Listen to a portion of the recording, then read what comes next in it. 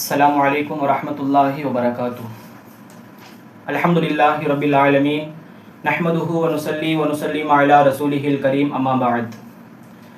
கண்ணியத்திற்குரிய அல்லாஹ்வின் நல்லடியார்களே, சகோதர சகோதரிகளே, அல்ஹம்துலில்லாஹ், அல்லாஹ்வுடைய கிருபையால நாம் தயம்மும் உடைய மற்றும் ஒதுவுடைய மற்றும் குளிப்புடைய எல்லா சட்டத்திட்டங்களையும் முடித்து அல்ஹம்துலில்லாஹ் தொழுகைக்குள் இப்பொழுது நாம் வந்துவிட்டோம்.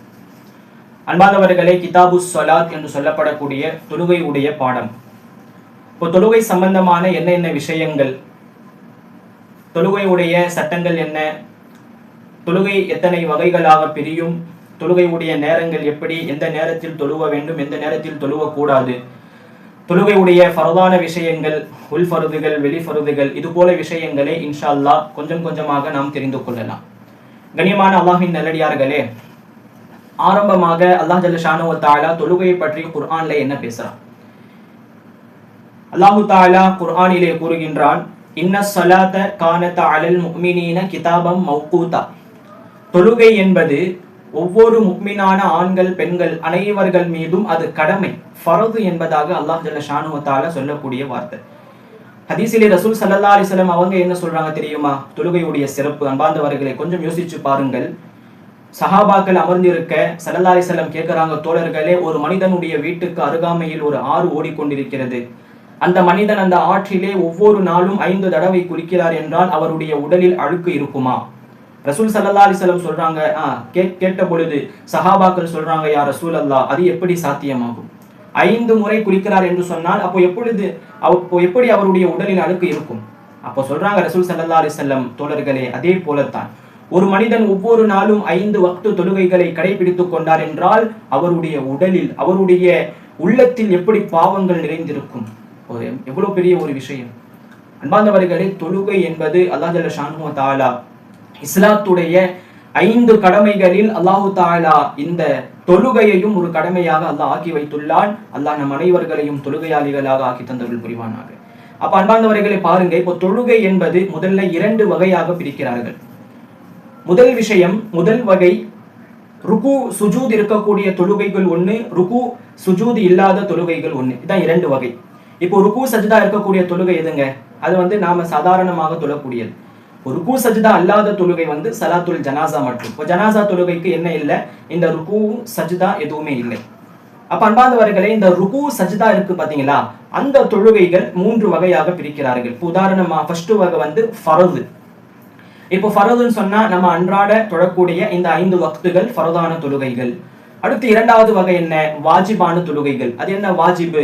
அதாவது இந்த ஃபர்துக்கு அடுத்து இருக்கக்கூடிய, உதாரணமாக ஸலாத்துல் வித்ருடைய தொழுகை என்னங்க? அது வாஜிபு.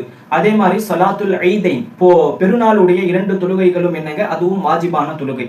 அதே போல இப்போ ஒரு மனிதர் நஃபில் தொழுகையை தொழுது கொண்டே இருக்கிறார். அவர் உடனே என்ன செய்யறாரு? திடீர்னு எதிர்பாராத விதமாக அந்த தொழுகையை பாதிலே முறிச்சிடுறாருன்னு சொன்னா அதை திரும்பவும் கலா செய்வது அவர் மீது வாஜிப். இதுதான் வாஜிபான தொழுகைகள். புரிஞ்சிச்சா?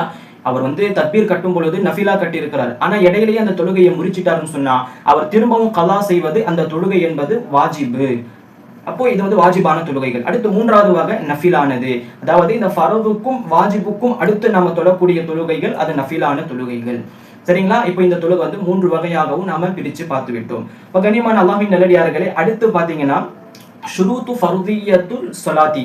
இப்போ இந்த தொழுகை என்பது ஃபரதாகுவதற்கு என்ன ஷரத்து? இப்போ ஒரு மனிதரின் மீது தொழுகை கடமைன்னு சொன்னா அது யார் யாருக்கு? 3 மனிதர்கள் தான். ஒன்று, அவங்க இஸ்லாம் என்னங்க? முஸ்லிமாக இருக்க வேண்டும். ஃபலா தஃப்தரிது ஸலாத்த லில் காஃபிரி, காஃபிருக்கு தொழுகை என்பது ஃபர்து அல்ல. அதே போல 2வது அல் புலூப், ஃபலா தஃப்தரிது ஸலாத்த லிஸ்ஸபி, தொழுகை என்பது சபிக்கு, சின்ன குழந்தைக்கு, பிள்ளைக்கு என்ன இல்லைங்க? அது கட்டாயம் இல்லை. அடுத்து 3வது யாருன்னு சொன்னா அல் அக்ல், அறிவாளியா இருக்கணும். ஃபலா தஃப்தரிது ஸலாத்த லில் மஜ்னூன், இந்த அறிவு மங்கி போனவர்களுக்கு, அதாவது இந்த அறிவு குறைவானவர்களுக்கு, பைத்தியக்காரர்களுக்கு, இவர்களுக்கு என்ன இல்லை? தொழுகை என்பது கட்டாயம் இல்லை. அப்போ கண்ணியமான அல்லாஹ்வின் நல்லடியார்களே, அதனால தான் ரசூல் ஸல்லல்லாஹு அலைஹி வஸல்லம் அவங்க சொல்றாங்க, பிள்ளைகளுக்கு 7 வயது ஆகிவிட்டால் நீங்கள் தொழுகையை பற்றி எடுத்து சொல்லுங்கள்.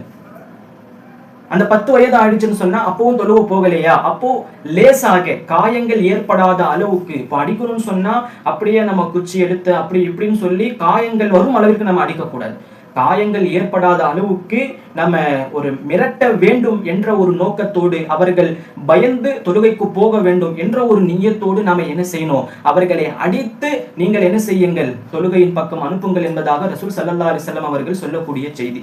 அப்போ ஏன் ஸல்லல்லாஹு அலைஹி வஸல்லம் இப்படி சொல்றாங்கன்னு சொன்னா, 7 வயதிலிருந்தே ஏன் அவர்களுக்கு தொழுகை பற்றி சொல்லுங்கள் என்று சொல்கிறார்கள் என்று சொன்னால், அந்த சின்ன பருவத்திலிருந்தே அவர்களுக்கு தொழுகை உடைய அந்த தொழுகையின் மீது ஒரு பிடிப்பு, தொழுகையின் மீது ஒரு ஆசை, ஒரு ஆர்வம் அவர்களுடைய உள்ளத்துல பதிந்து விட வேண்டும் என்பதற்காகத்தான் ரசூல் ஸல்லல்லாஹு அலைஹி வஸல்லம் அவர்கள் சொல்லக்கூடிய செய்தி.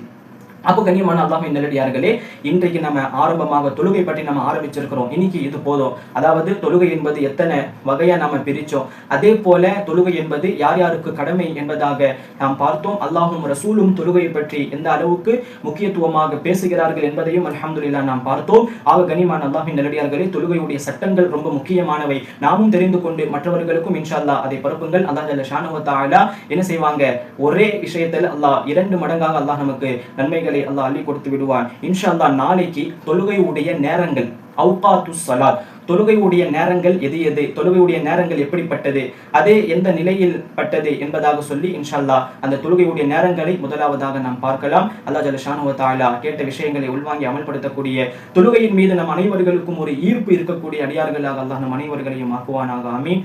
அஸ்ஸலாமு அலைக்கும் வரஹ்மத்துல்லாஹி வபரகாத்துஹு.